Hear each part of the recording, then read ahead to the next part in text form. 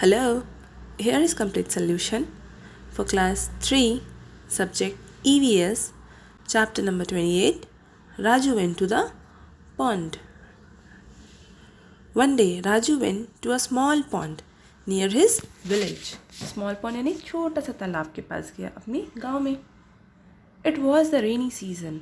The pond was full of water. The frogs were croaking. Frog जो sound करते हैं ट्र ट्र ट्र continue, ठीक है, तो क्रॉकिंग वाली आवाज़ कर रहे थे. Raju started throwing small stones at the frog for fun. तो छोटी छोटी जो गिट्टी होती है, पत्थर होते हैं, उसको उठाकर वो अपने फ़न के लिए फ्रॉग्स के ऊपर फेंक रहा था, उन्हें हिट कर रहा था, निशान लगा रहा था उन पर. The frog started jumping here and there. Raju was enjoying running after the frogs and hitting them. और राजू को क्या था, मज़ा आ रहा था. वो फ्रॉग को निशाना लगा रहा था, हिट कर रहा था और उसे मज़ा आ रहा था ये करने में. बल्कि वहाँ पर जो फ्रॉग्स हैं उनको चोट लग रही थी, इसलिए वो जंप कर रहे थे, वो भाग रहे थे यहाँ वहाँ खुद को बचाने के लिए. The night when he slept he dream that a cow was running after him trying to hit him with its horns. तो उस रात जब राजू सोया तब सपने में उसने क्या देखा कि एक काऊ उसके पीछे क्या कर रही है, दौड़ रही है और उसे अपने हॉर्न्स यानी अपनी सींग से क्या करना चाह रही है, वो मारना चाह रही है. Raju was ahead and the cow behind him. Raju आगे है और पीछे पीछे कौन है, गाय है, काऊ.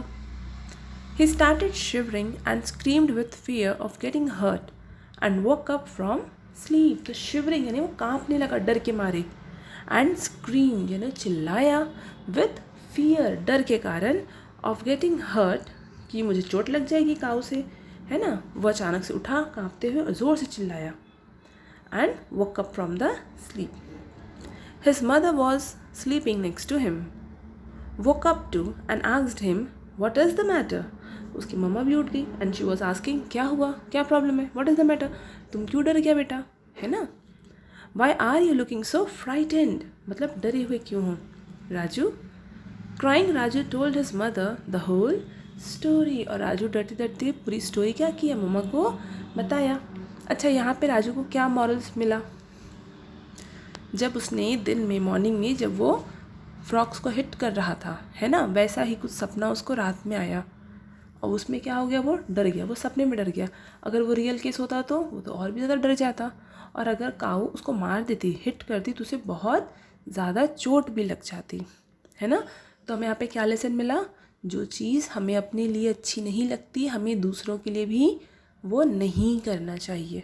अगर हमें नहीं अच्छा लगता कोई हमें मारे तो हमें भी किसी को नहीं मारना चाहिए. लुक एट द पिक्चर, है ना, वो डर के मारे भाग रहा है. Here I share one popular line, अपने दिल से जानो पराए दिल का हाल, है ना. जब हमारे साथ कुछ रॉन्ग होता है, हमें चोट लगती है, तो हमें कैसा फील होता है, जैसा हमें फील होता है वैसा दूसरों को भी फील होता है वैसा केस होने पे. An old lady, grandmother, Dadima, was standing by the road to cross it.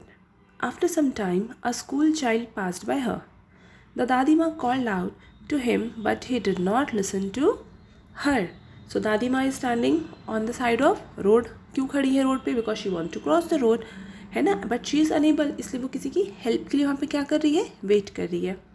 तभी एक बच्चा वहाँ से गया एंड शी कॉल्ड हिम कि बेटा थोड़ी सुनो तो, but the boy didn't listened. अच्छा, बॉय कैसे पता चला, क्योंकि यहाँ पे हिम यूज़ हुआ है, him is use for boys. At that very moment a small girl was passing by and she came near the lady. She stopped. Supporting the दादी माँ, she helped her cross the road. Then she quietly walk away towards a school. तभी अचानक क्या हुआ, एक लड़की आई, है ना, वो लड़का शायद हरी में रहा होगा, जल्दी में जाना होगा, नहीं सुना, उसका ध्यान कहीं और होगा. पर जब दादी माँ ने बुलाया तो उस आवाज़ को उस लड़की ने सुन लिया होगा, है ना. तो बिना बुलाए वो लड़की उनके पास आ गई और उनकी हेल्प की, उन्हें रोड क्रॉस कराया, and after crossing the road वो अपने स्कूल की तरफ चली गई. Look at the picture. You have seen how the Dadima needed help. In our country, our elders do need such kind of help. If there are any differently abled person, then also need sympathy and need so that they may become self independent. तो differently abled person कौन होते हैं? जिनका body का कोई part पूरी तरीके से ग्रो नहीं होता है, जिनका बॉडी का कोई पार्ट पूरी तरीके से ग्रो नहीं होता है, दिव्यांग होते हैं जो। उन्हें डिफरेंटली एबल्ड इसलिए कहते हैं क्योंकि जो काम हम करते हैं वो काम वो भी करते हैं, बस उनका करने का तरीका क्या है, थोड़ा अलग होता है। वो डिफरेंटली तरीके से करते हैं, डिफरेंटली एबल बनते हैं। जैसे हम चलते हैं अपने पाँव में, कई लोग क्या लेते हैं, बैसाखी का सहारा लेके चलते हैं, ठीक है। कई लोग अलग अलग कुछ मशीन्स लगाते हैं, या घुटने के पास कुछ ऐसे जो स्टिक्स होते हैं उस टाइप को लगाते हैं, अलग अलग इक्विपमेंट्स यूज़ करते हैं। तो वो सारे काम वो भी करते हैं, बट थोड़ा सा उनका करने का तरीका क्या होता है, डिफरेंट होता है, इसलिए differently abled person.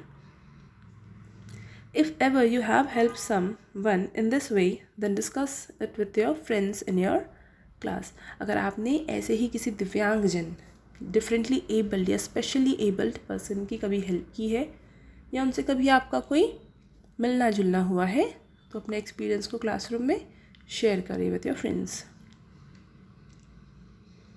So, what have we learned? Here are the oral questions to be taken up orally. Question number 1. Why were the frogs jumping and running around? Answer. The frogs were jumping and running because Raju was hitting them with small stones. Raju ने मार रहा था, इसलिए वो कूद रहे या भाग रहे थे, वरना वो क्यों जाते, वो तो आराम से चिल कर रहे थे भाई बारिश में, है ना, वो पॉन्ड के किनारे।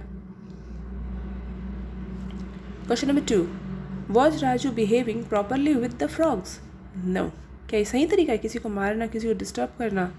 कोई अपने फ्रेंड्स के साथ बैठा है, अब फ्रॉग थे बहुत सारे, तो उसके फ्रेंड होंगे, फैमिली में होंगे, सब आराम से बैठे हैं फ्रॉग के, तो उनको मार के क्यों डिस्टर्ब करना? Answer is no, Raju was not behaving properly with the frogs, गलत बिहेवियर था। Question number 3. What you learn from Raju's behaviour? हम क्या लर्न करते हैं? आंसर.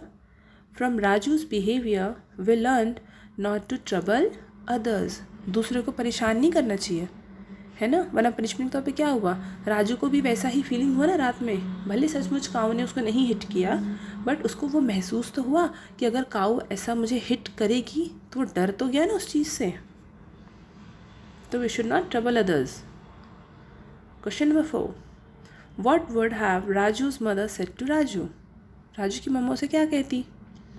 आंसर.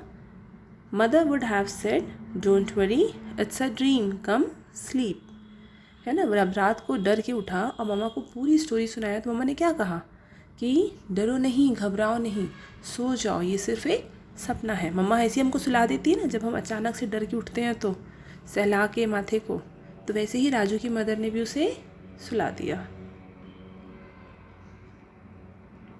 Question number 5.